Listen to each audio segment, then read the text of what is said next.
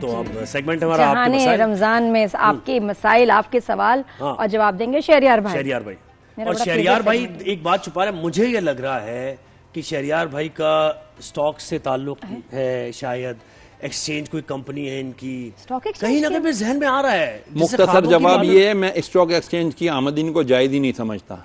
गल मुक गई है, आगे बोलो। बस वो होता है ना, कुछ लोग, कुछ पर्सनालिटी ऐसी होती है कि आपकी मुलाकात हुई होती है शायद पहले कभी, कि आप करेंसी चेंज कराने गए, यूरो आपने चेंज कराने गए, तो आपने देख लिया कि भाई इनकी कंपनी है। मुझे जहन में ही आ रहा था, ऐसे मुझे याद नहीं पड़ता मैंने यूरो का नोट कभी हाथ में पकड़ा भी हो।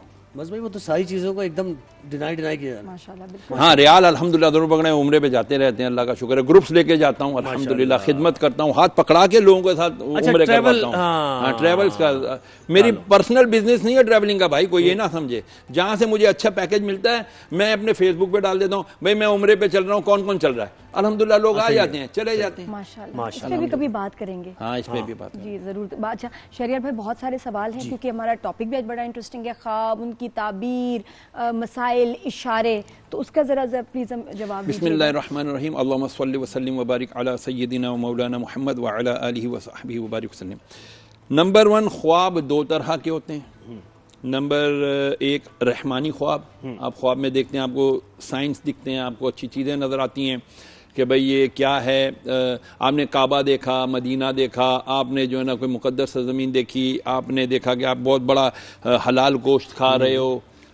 एक हो गए ये रहमानी ख्वाब। एक होता है शैतानी ख्वाब, खून देख लिया, आग देख ली, काला सियाह धुआं देख लिया, तूफान बहता हुआ देख लिया, सैलाब आता हुआ देख लिया, ये सब खतरनाक। अहम बात यह है कि हर ख्वाब हर एक को नहीं सुनाना। जिसको आपने ख्वाब सुना दिया वो कोई ला इल्म हुआ, उसने कहा हो तूने तो ये देखा, ओए नहीं इसका ये मतलब नहीं है, इसका मतलब तो ये है, गलत है, उसकी ताबीर बयान कर दी, आपके साथ गलत ही हो जाएगा। जी अब्दुल्ला पेशावर से ज्वाइन किया मैं। अब्दुल्ला अस्सलाम वालेकुम, क्या सवाल है आपका? मतलब कौन सी ताबीर तो सही बताई थी आपने। बच्चों के नाम रखने के लिए किन अल्फाज का इंतखाब करना चाहिए? क्या बच्चों से एक बार फिर पूछे अब्दुल्ला? अब्दुल्ला दोबारा पूछिएगा सवाल प्लीज। बच्चों से रिलेटेड था, बच्चों से रिलेटेड सवाल था आपका। असल में किस नाम से पुकारना चाहिए ये कुछ समझ में आया इससे पहले? जी दोबारा बताएं सवाल। का इंतखाब करना चाहिए जो बच्चों के लिए बेहतर होता है। अच्छा नाम, हाँ, किस नाम का इंतखाब करना, किस नाम का इंतखाब करना चाहिए? बच्चा जब पैदा हो 7वें दिन नाम रखना सुन्नत मुबारक है। नाम अंबिया अलैहिस्सलाम के नामों पर रखे जाएं, अल्लाह के नामों पर रखे जाएं। जब अल्लाह के नामों पर रखे जाएं तो अब्द लगा दें उसके साथ, अब्दुल वाहिद, अब्दुल अहद, अब्दुल्ला, अब्दुल रहमान, जो भी। और सहाबा के नाम के नाम पर रखें। बच्चियों के नाम उम्मातुल मोमिनीन के नाम पर या सहाबियात के नाम पर रखें। आजकल ऐसे मुबहम नाम रख दिए जाते हैं। नाम क्या है जी? फबेहा। फबेहा, फबेहा क्या नाम है? फबेहा का मतलब पता है आपको? फबेहा का मतलब है वरना, भाई हमें पैसे दो, वरना। वरना का क्या मतलब है? फबिहा या फबीहा? फबीहा फबेहा एक ही बात है, वो मजहूल है और मारूफ है। यानी हम गैरिल मग़दूबे अलैहिम वलद्दालिन भी पढ़ते हैं तो भी हो जाता है क्योंकि हम अजमी हैं। अब वरना इसका मतलब तो कुछ भी नहीं है, लेकिन ये कि इसका नुकसान भी है कुछ, जिस नाम का मतलब कोई एक का नाम ही कुछ नहीं है, उसका मतलब भी कुछ नहीं है, तो उसके असरात क्या उसके ऊपर आएंगे? नामों के इम्पैक्ट्स होते हैं। रसूलुल्लाह अलैहि वसल्लम के पास एक साहबिया आई रज़ी अल्लाह, उनका नाम था आसिया, ऐन अलिफ स्वाद या। आसिया का मतलब गुनहगार। अब देखिए कितना के वाकई ये तो बहुत सोच समझ। अलिफ से आसिया, इसका मतलब कुछ और है, कुछ और है बिल्कुल। फरहत कराची से ज्वाइन किया है। हाँ बिल्कुल बदल जाता है। अलिफ से क्या होगा मतलब? आसिया का गुनाहगार, वो तो नाम बिल्कुल नहीं रखना। आसिया असी से है, उसका माना मैं वो उसमें देख के बता दूंगा। फरहत ने कराची से ज्वाइन किया। अस्सलाम वालेकुम, क्या सवाल है आपका? वालेकुम सलाम रहमतुल्लाहि व बरकातहू। मेरा सवाल ये है कि आजकल जैसा हमारे अपने माहौल है या हमारे अपने अमाल है, इसकी जो वजूहत है उससे हमारे सर पे जो मुसल्लत है ना हुक्मरान जी, तो इनके लिए हम क्या करें और इनसे कैसे हमारे अपने अमाल सुधारना है, तो कैसे क्या करना चाहिए? नहीं, आपका सवाल कुछ क्लियर मुझे नहीं, सॉरी। अब मैं समझ गया आपका बहुत शुक्रिया। जैसे अवाम वैसे हुक्मरान। हाँ। इसका जवाब ये। हाँ? बिल्कुल इसका जवाब ये है कि जैसे अवाम होंगे वैसे हुक्मरान होंगे। बीबी हमारे अमाल कैसे हैं और हम क्या कर रहे हैं, क्या हो रहा है हमारे साथ, सबको पता है। फॉर्म 45 क्या है, 47 क्या है, सबको पता है। छोड़ दें इस बात को, अल्लाह का जिक्र करें, इस्तग़फ़ार करें और अल्लाह से खैर मांगे दुनिया की और आखिरत की। आसिया नाम का मतलब बता दूं, आसिया नाम का मतलब है गमख्वार, मदद करने वाली। बीबी आसिया कौन थी? फिरौन की बीवी, जिनका रसूलुल्लाह अलैहि वसल्लम के साथ जन्नत में निकाह किया जाएगा। अच्छा। हाँ, आसिया मदद ख्वार, गमख्वार। उन्होंने हजरत मूसा अलैहिस्सलाम की बड़ी मदद की। तो आपने भी मतलब बताया, वो क्या स्पेलिंग की वजह से मतलब बदल गया? वो आसिया ऐन स्वाद, आसी, आसी मतलब गुनाहगार, अरबी में आसी। अच्छा, तो ऐन से नहीं नाम ऐन से नहीं लिखना ना, स्वाद लगाना है। अलिफ मदा सीन ये है, सीन ये है आसिया। आसिया अलिफ से। ये भाई ये बड़ी इंपॉर्टेंट बात की, बिल्कुल ऐसे आसिया। अच्छा, व्हाट्सएप पे भी बड़े इंटरेस्टिंग सवाल थे ये ख्वाब से रिलेटेड।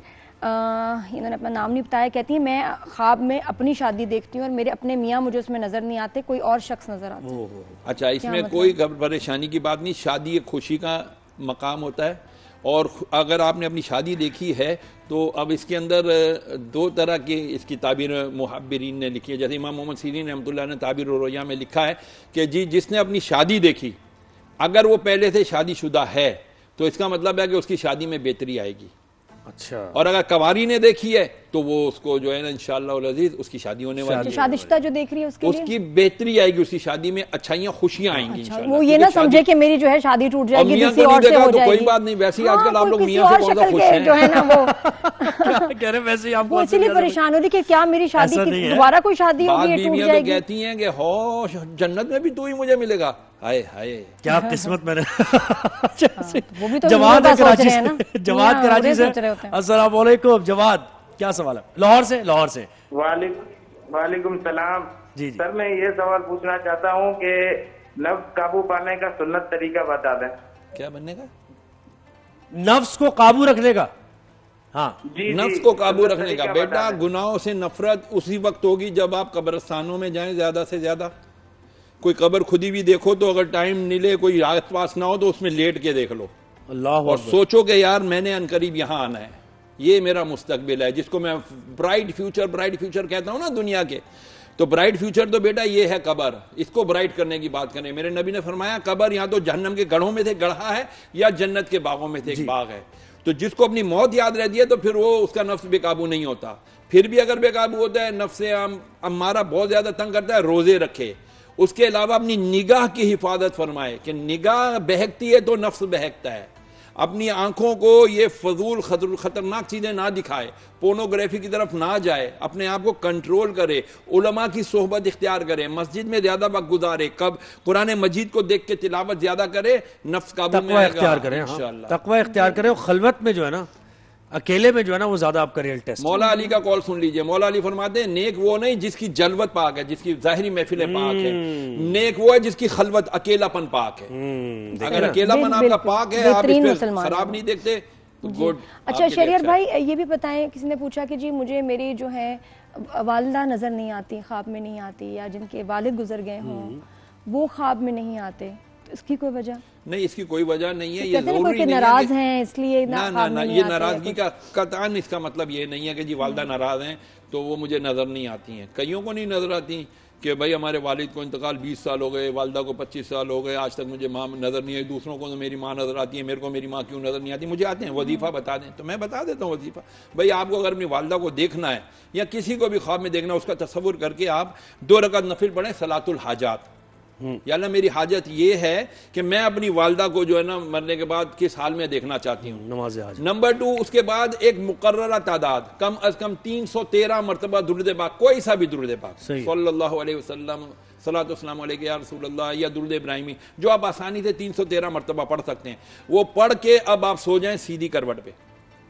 इंशाअल्लाह अज़ीज़ आपको वालिदा भी दिख जाएंगी, और अगर किस्मत ने यावरी की तो मदीने वाला भी नजर। क्या बात है, माशाल्लाह। बहुत शुक्रिया शरर भाई, आपने वक्त दिया हमें।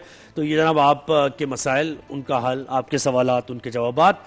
और अब हम एक ब्रेक की तरफ बढ़ना है नादिया। ब्रेक के बाद जब वापस आएंगे तो हमारे साथ अदनान फैसल होंगे। अदनान फैसल हैं शो पे, और नाजिया मलिक भी हैं, और वो हमें किचन की तरफ बुला रही हैं। ब्रेक के बाद नाजिया हम आपको ज्वाइन करेंगे। अदनान फैसल से जरा पूछते हैं रमजान ट्रांसमिशन कैसी जा रही है, खुद भी कर रहे हैं रमजान ट्रांसमिशन, बिल्कुल। तो ये